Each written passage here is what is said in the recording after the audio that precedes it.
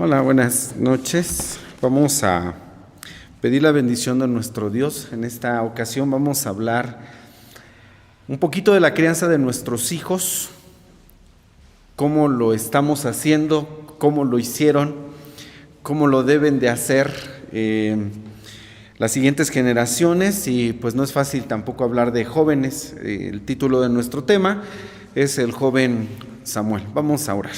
Padre, gracias porque tú estás con nosotros y tú nos bendices en este momento cuando tenemos la oportunidad y la bendición de poder abrir tu palabra, Señor, y mirar en ella las cosas que tú, Señor, has establecido, que quieres que aprendamos, Señor, y que pongamos en práctica, que sean útiles en nuestra vida.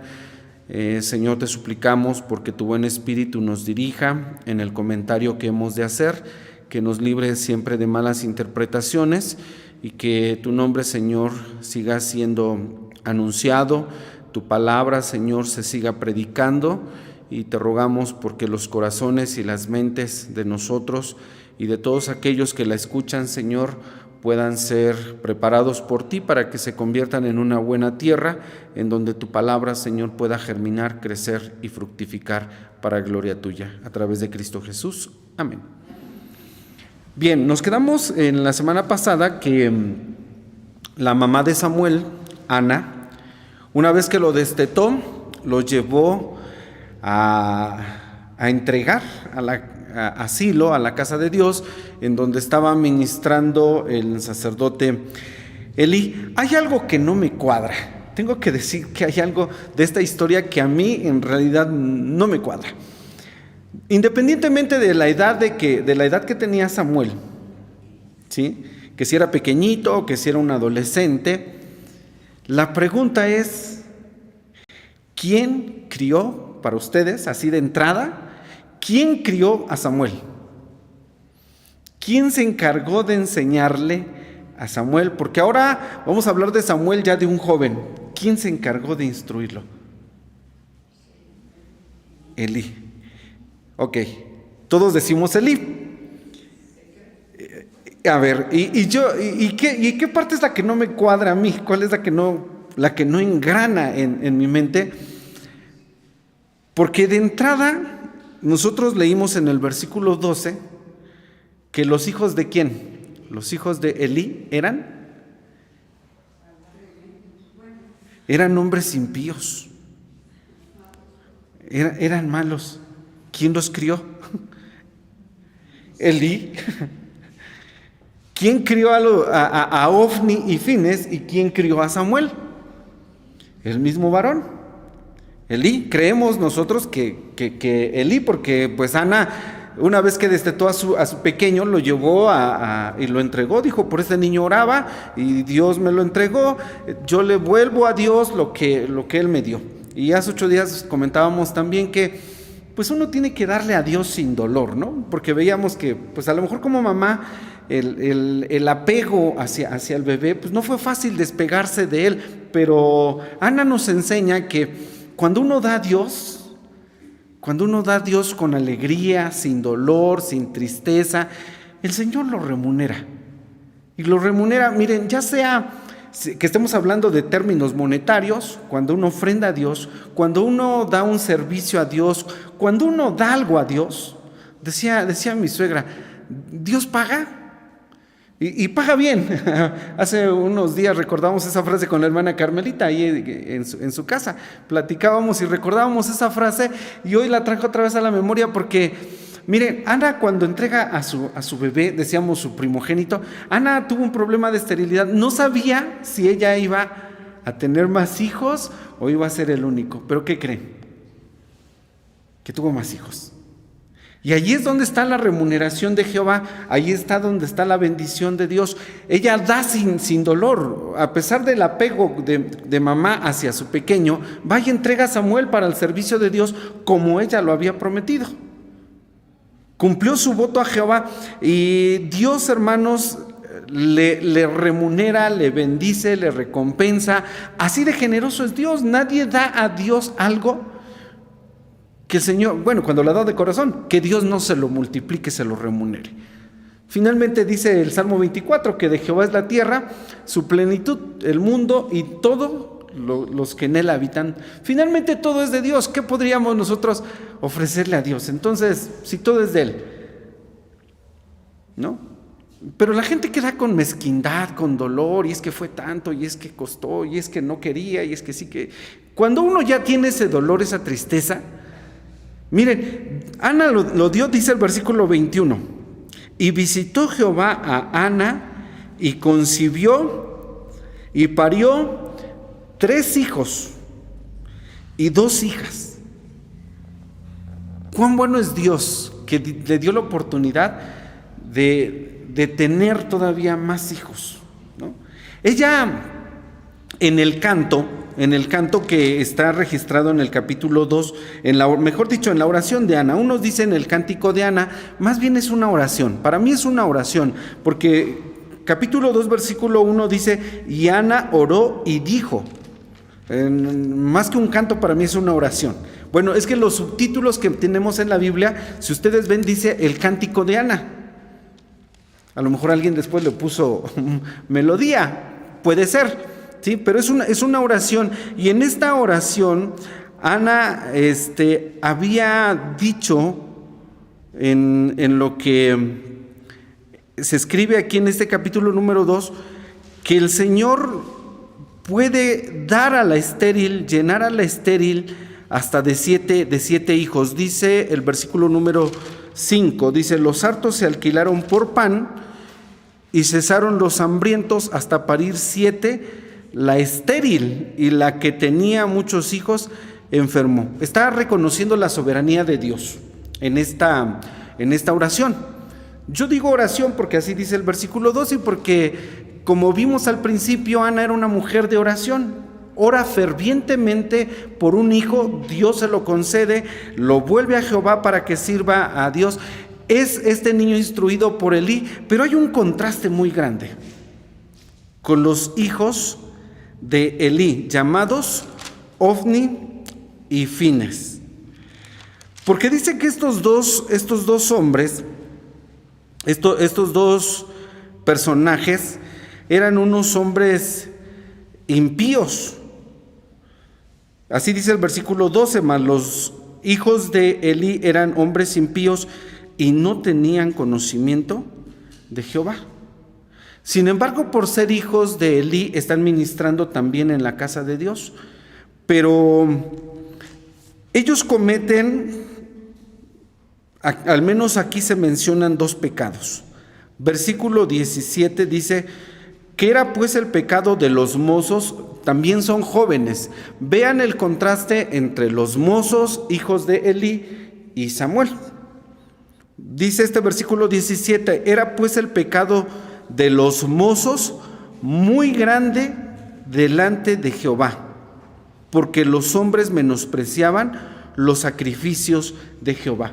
¿En dónde estaba el pecado que estaban haciendo estos hombres? Estos mancebos, dice aquí, ¿no? Los mozos, ¿sí? El pecado de los mozos, aunque bueno, aquí no está como que muy claro si los mozos eran los hijos de Elí o los mozos eran los asistentes que iban con el garfio, porque así dicen versículos anteriores.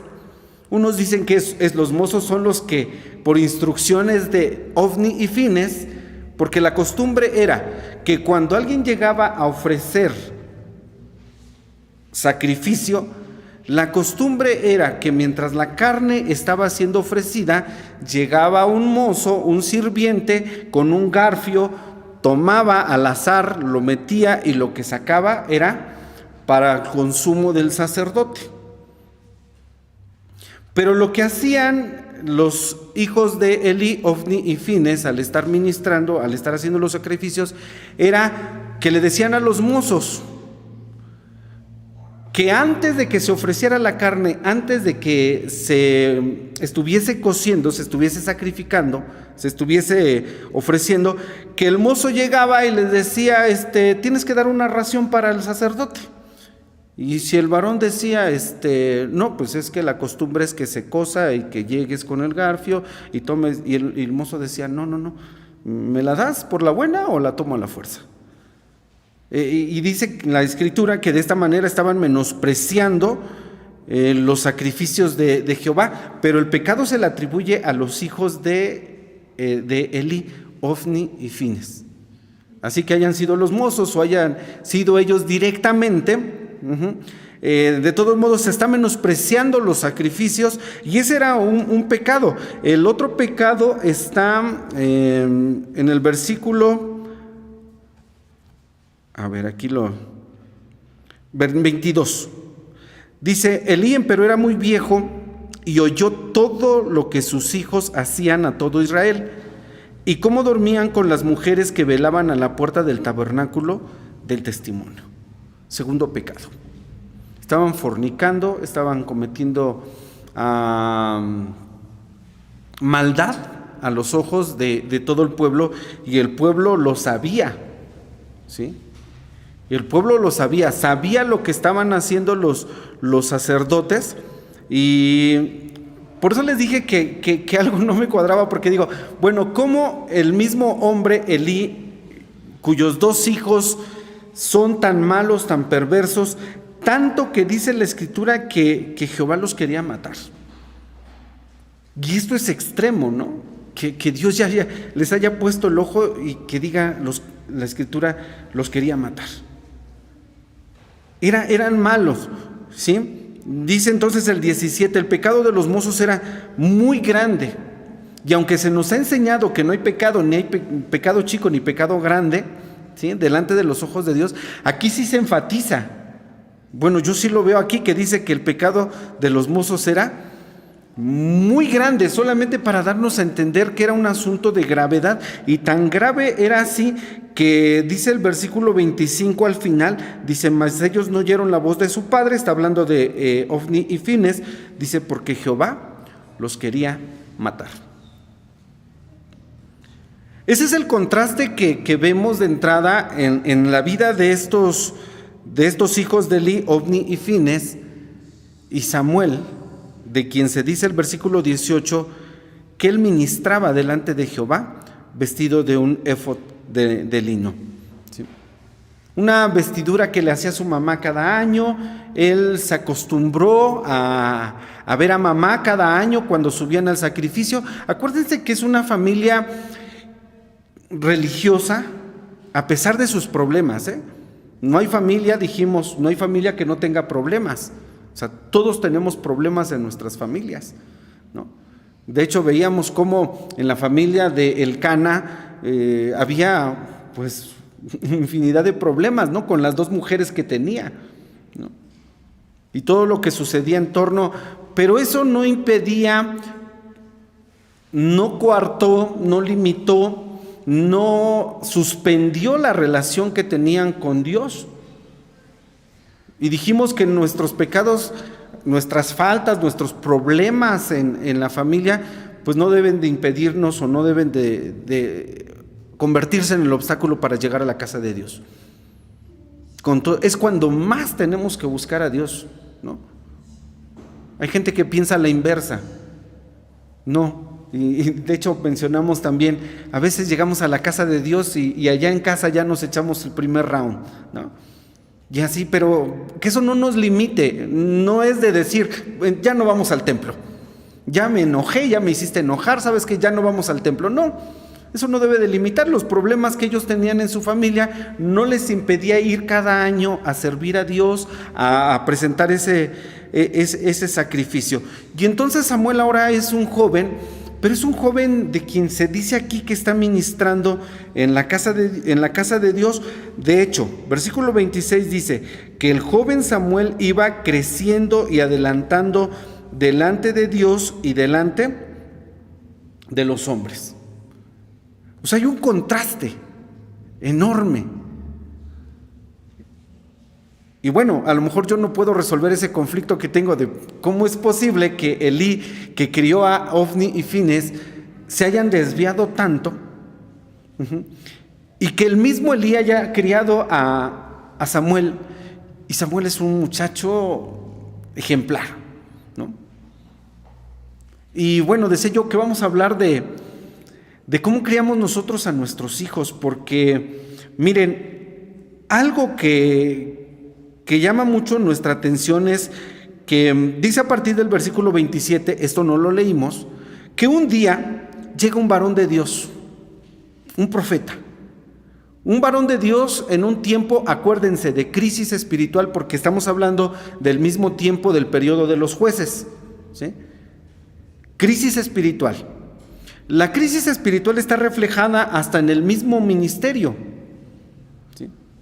Pero esa misma crisis espiritual hace que un joven llamado Samuel tenga una vida ejemplar y que sirva a Dios y que crezca y que vaya, como dice el versículo 26, adelantando delante de Dios y delante de los hombres.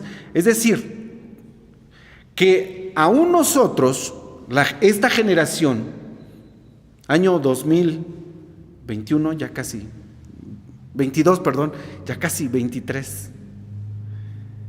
En el mundo en el que vivimos, en el mundo en el que están nuestros jóvenes, en el ambiente pagano, tan terrible que estamos viviendo, y nosotros, que no somos tan viejos, vemos una grande diferencia de los tiempos de hoy a los tiempos de cuando nosotros éramos jóvenes o éramos niños.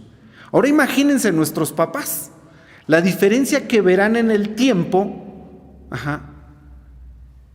actual a los tiempos cuando ellos eran niños. O sea, mucha diferencia.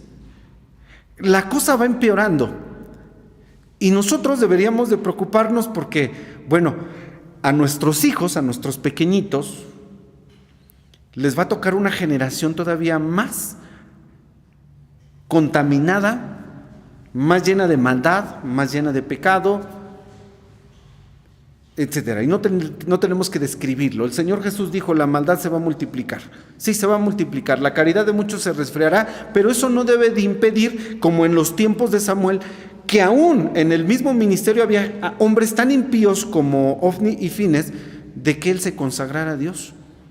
Es decir, que sí es posible, aún en las peores condiciones, yo creo que sí es posible buscar una comunión con Dios, que nuestros jóvenes tengan esa comunión con Dios, que nosotros como padres estemos supervisando a nuestros hijos, porque llega el profeta, este profeta de quien dice el versículo 27, que llegó un varón de Dios y le dice a Elí, un profeta, por cierto, de quien no se sabe su nombre, pero un día llega, toca a la puerta, sale Elí, y le comienza a decir lo siguiente: así dice Jehová, ¿no me manifesté yo claramente a la casa de tu padre cuando estaban en Egipto, en casa de Faraón? Está trayendo a la memoria lo que Dios ha hecho en favor de su pueblo. Dice, yo le escogí por mi sacerdote de entre todas las tribus de Israel, para que ofreciese sobre mi altar y quemase perfumes y trajese éfod delante de mí, y di a la casa de tu padre todas las ofrendas de los hijos de Israel. 29. ¿Por qué habéis hollado mis sacrificios y mis presentes? Está reclamando lo que, en nombre de Dios, lo que Ofni y Fines estaban haciendo en los sacrificios. Dice, ¿por qué habéis hollado mis sacrificios y mis presentes que yo mandé ofrecer en el tabernáculo, y has honrado a tus hijos más que a mí? Le está diciendo el profeta a Elí, dice, engordándoos de lo principal de todas las ofrendas de mi pueblo Israel. Acuérdense lo que estaban haciendo. Antes de escoger, ya no estaban escogiendo al azar, conforme era la costumbre y lo que se había enseñado, sino que ahora escogían la pieza de carne para ellos. Yo me imaginaba que a lo mejor hasta tenían una carnicería. De verdad, o sea, escogían las piezas y después las iban a vender, estaban lucrando con lo que eran los sacrificios, y el Señor lo reclama. A propósito, en la casa de Dios no se hacen negocios, no se hacen negocios. O sea, no puedes comprar Biblias y sacarles ganancias, creo yo. Dice el profeta, ¿por qué? ¿Por qué estás permitiendo que se oyen mis sacrificios? Están hollando los sacrificios. Dice, has favorecido a tus hijos, engordándoos de lo principal. Yo también me los imaginaba así voluminosos.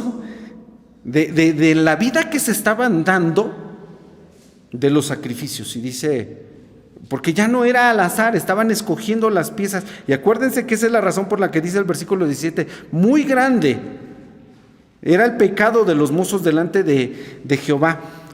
Y este profeta, decía, de quien no se dice su nombre, le dice a Elí, dice, mira, por tanto, dice Jehová, el Dios de Israel, yo había dicho, dice Dios, que tus hijos iban a seguir ministrando y que de tu simiente iba a haber, dice, pero ¿sabes qué? Olvídate de eso.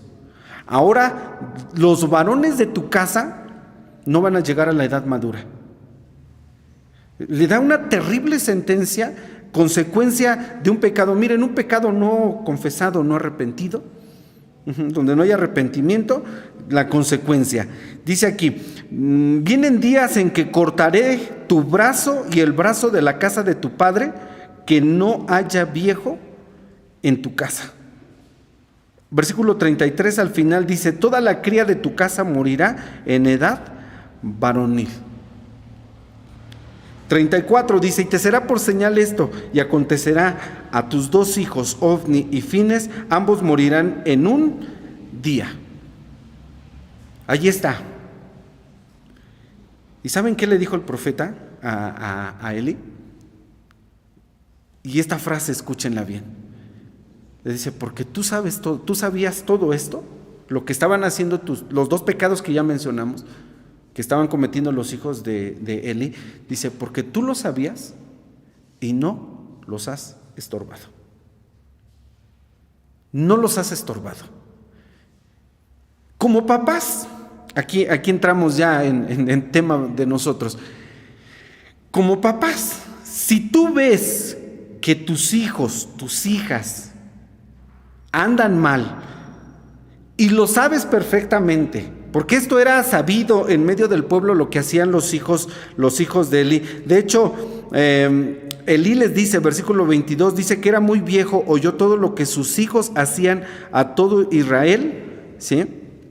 Y cómo dormían con las mujeres que velaban a la puerta, y les dice, ¿por qué hacéis estas cosas semejantes? Dice, porque yo oigo de todo este pueblo vuestros malos procederes. ¿Sabía Elí o no sabía lo que estaban haciendo sus hijos? Sí lo sabían. Cuando tú y yo como papá sabemos que nuestros hijos están haciendo mal, cualquier cosa que esté mal, si nosotros no los estorbamos, estamos en el lugar de Elí. No estamos haciendo bien nuestro trabajo como papá. Y eso es lo que el profeta, ese que se menciona en el versículo 27, que vino en nombre de Dios y le dice, así ha dicho Jehová, tú estás permitiéndole a tus hijos, estás menospreciando tú mismo el sacrificio, los estás favoreciendo a ellos, estás dejando que se engorden de lo mejor de los sacrificios, sabes lo que está, porque sí sabía. Y Elí dice, hijos míos, yo oigo todo lo que el pueblo dice de ustedes, lo sabía. Y el profeta le dice en nombre de Dios, tú lo sabías y no los has estorbado. Tú eres responsable. Tan responsable como lo que están haciendo ellos. Entonces, si tú como papá o como mamá y yo sabemos perfectamente que nuestros hijos están haciendo algo mal y no los estorbamos, somos responsables delante de Dios. Mientras los hijos estén, ¿qué edad tendrían estos muchachos, varones, hombres? No se define, ¿sí? No se sabe perfectamente. Pero si tú y yo no los estorbamos, estamos solapando el pecado de nuestros hijos. Estamos siendo cómplices. Elí era cómplice del pecado que estaban cometiendo sus hijos. Y Dios lo castigó. Dios también les llamó la atención. Le dice, mira, y tus hijos iban a ministrar, de ti iban a salir los sacerdotes, pero ¿sabes qué? De tus descendientes, ningún varón, dice aquí, todos van a morir en la edad varonil. Qué terrible sentencia, ¿sí? Qué terrible castigo. Y obviamente, miren, esto lo supo Elí antes de que murieran sus hijos, ¿eh? Es decir, que Elí todavía tuvo otro chance de llamar a sus hijos y decir: hijos, vengan acá. Miren, vino un profeta de Dios, me dijo esto. Así que, o se alinean, porque la sentencia está de parte de Dios. Y lo sabía Eli. Por eso les dije, a mí me sorprende cómo este hombre que crió a Ofni y Fines se haya encargado de la crianza de Samuel. ¿Lo traía en su genética o qué había en Samuel? ¿Cuál es la diferencia entre estos dos y este? Busca a Dios. La búsqueda de Dios. ¿Sí? Este pequeñito creyó, Samuelito fue creciendo sin mamá y sin papá. O sea, estaba con el sacerdote, y de medios hermanos o de hermanastros, por llamarles de una manera, tenía a estos dos, a Ofni y Fines. Y no se dejó llevar por la corriente. Por eso quiero aquí leer lo que dice 1 Timoteo capítulo 4, versículo 12.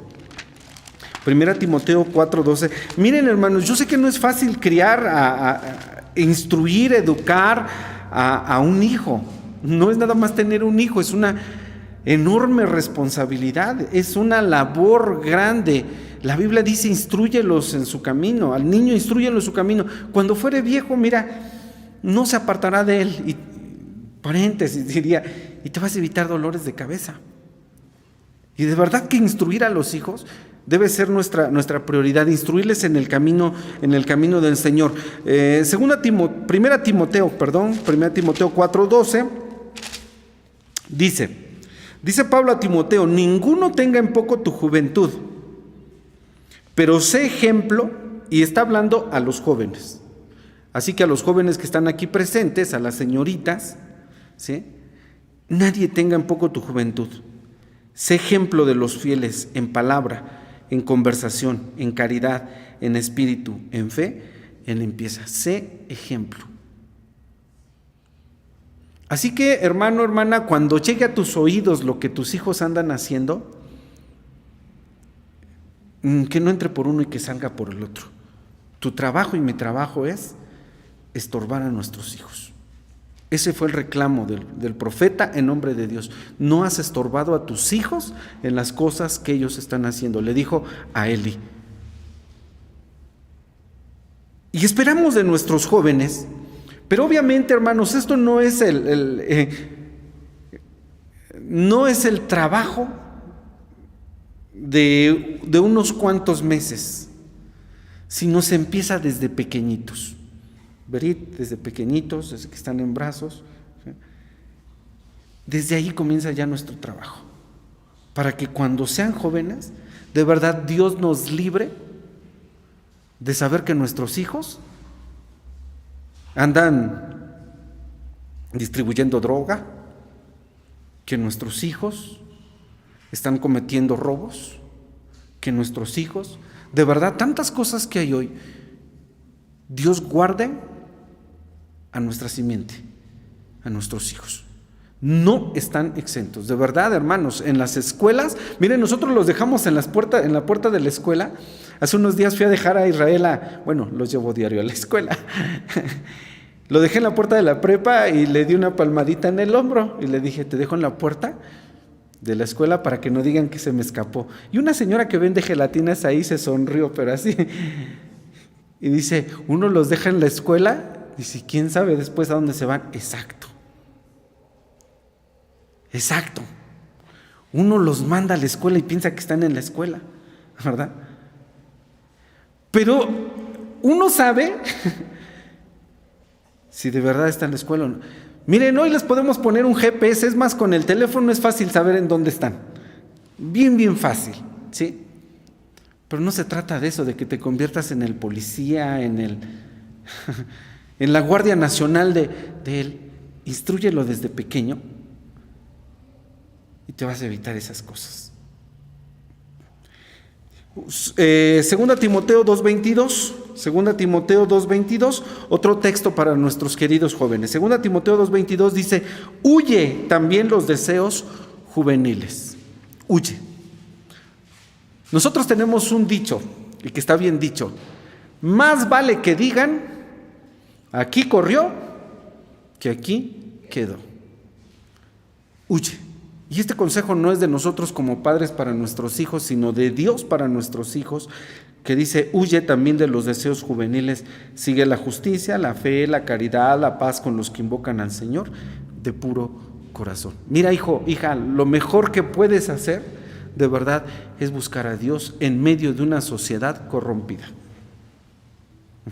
En medio de una sociedad corrompida.